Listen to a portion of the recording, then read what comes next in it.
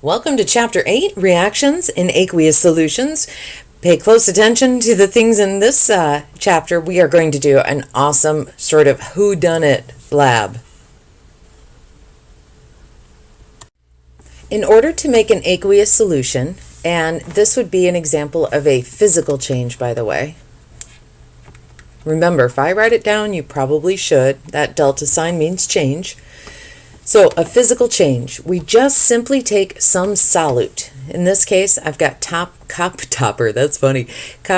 sulfate, which is CuSO4. And here it's a solid.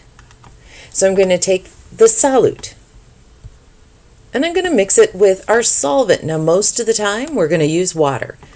Well, in this class, we'll always use water. But water is called the universal solvent because so much will actually dissolve in water. Now, when you put those two things in there, if the solute dissolves, it's got to dissolve. Dissolving is key. We then make a solution. So some of the words you need to know, solute. And then you need to know the word solvent, because a solute plus a solvent gives you a solution. So what are the two parts of a solution? Well, that's solute and solvent. Now notice this word solute is smaller than the word solvent. So the solute is the one that gets dissolved into, and usually it's the one that's in less amount. So the solute gets dissolved into the solvent, which then makes a solution. And the solution is what is aqueous. It is an aqueous, I can't spell aqueous at the moment. We'll try that again. Okay, aqueous, I know it's right up there, right? Is an aqueous solution. And that's what we use the symbol AQ for. AQ does not mean acid. No, doesn't. So I'm going to do that again. I know I did it on an earlier video, but when you see AQ, it does not mean acid. It means dissolved in water.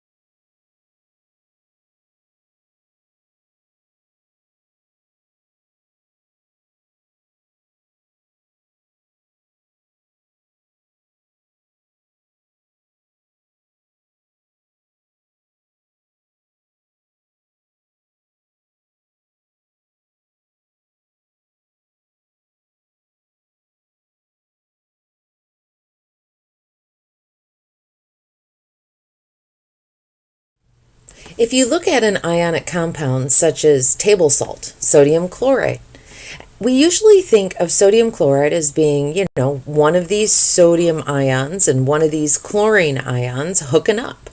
So they get this invisible bond thing here between these two.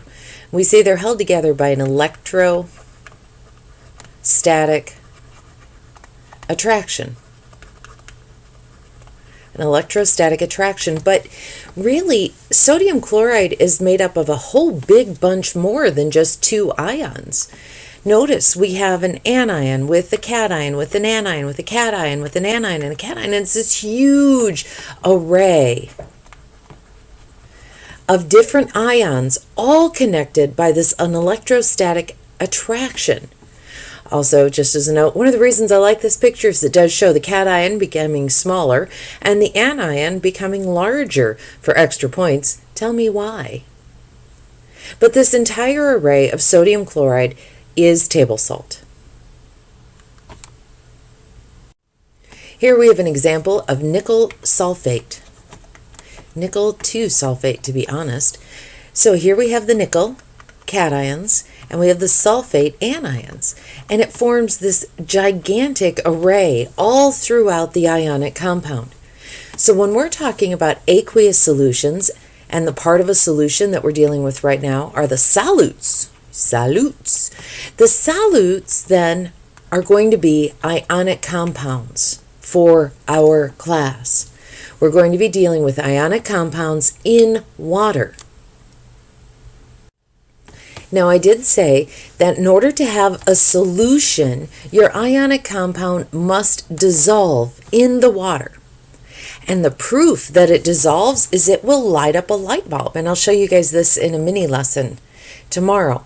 However, this solution dissolves in water, creating all of these free ions. And these free ions can conduct electricity. Pure water, which I have here, does not conduct electricity. But free ions floating in the water will conduct electricity.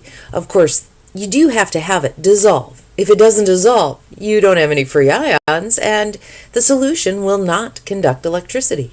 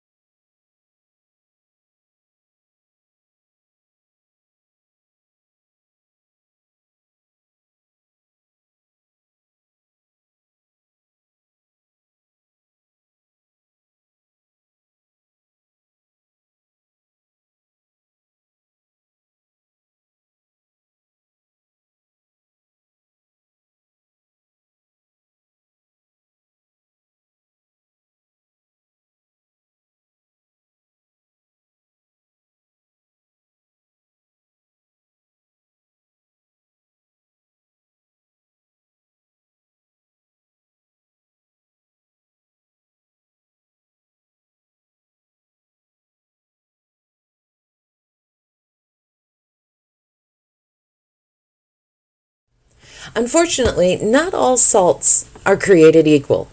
Oh, the word salt. Yeah, the word salt is synonymous with ionic compounds. There are millions of different kinds of salts. Some dissolve really well, and some not so well. Now, the salts that dissolve really, really well, we say are strong electrolytes because they light up the light bulb. These mean they dissolve 100%. For example, take sodium chloride. If I take solid sodium chloride and I put this in water, so I could write it like this, showing I'm putting it in water, it's going to dissolve 100% into sodium ions and chlorine ions. Technically, I could put AQ here, showing that they have indeed dissolved in water. And we say this is a strong electrolyte. So if somebody sells you a drink and says, hey, it's filled with electrolytes, ladies and gentlemen, that means it's filled with salts. Yeah, big surprise there. Electrolytes, strong electrolytes, means that the solution contains salts that happen to dissolve nearly 100%. Other salts do not dissolve 100%. For instance, take acetic acid. So I'll write acetic acid up here. H2H3O2. Acetic acid is a salt. It's also an acid. It's an ionic compound. But when you put it in water, take a look at this picture that we have down here. Notice that some of it stays together and some of it splits apart. So we call this a weak electrolyte.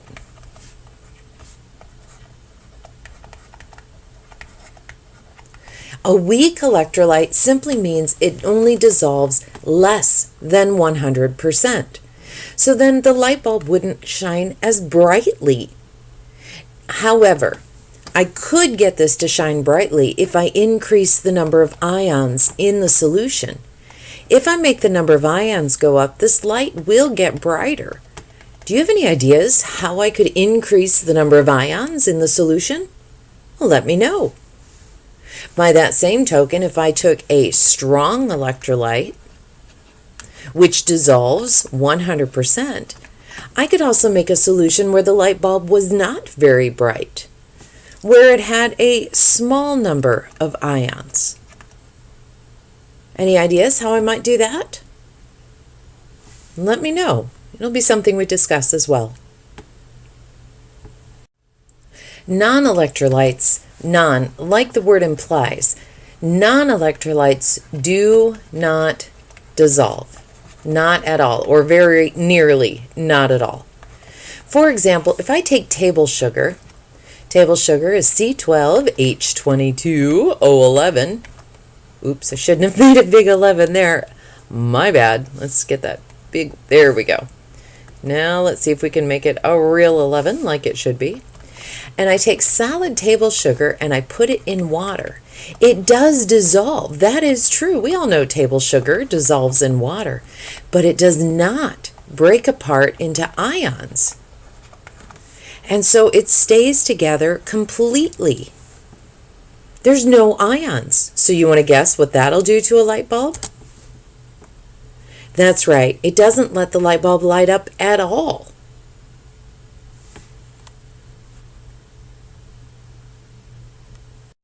So here's the big question I have for you. How can a strong electrolyte also make the light bulb dim? I mean, if it dissolves 100%, how can it give a dim light? Or the flip side of this question is, how can I make a weak electrolyte be bright? Is it even possible? Well, it is possible. I'll let you mull over how that's possible. So aqueous solutions, in sum, you need an ionic compound. For our class, we're going to need an ionic compound to have an aqueous solution. And with that ionic compound, you're going to need some water. Yep, water. Now, the three types of ionic compounds, you could have a strong electrolyte, which means it dissolves 100%, or a weak electrolyte, which means it dissolves less than 100%, or a non-electrolyte, which won't be an ionic compound at all.